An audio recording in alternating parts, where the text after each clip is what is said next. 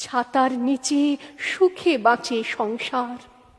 আপনি আপনি আপনি আপনারা আপনারা আমার জন্য অনেক করেছেন।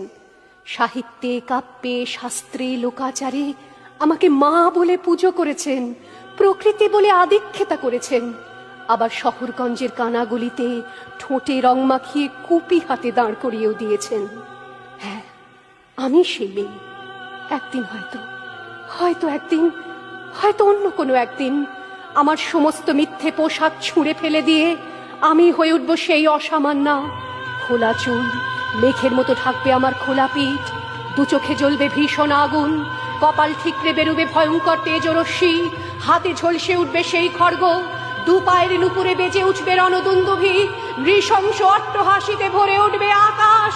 দেবতারাও আতঙ্কে স্তব্ধ হয়ে বলতে থাকবে, মহামেঘ প্রভাং ঘোরাং মুক্ত কেশিং চতুর্ভুজাং কালিকাং দক্ষিণাং মুন্ডমালা বিভূষিতাং।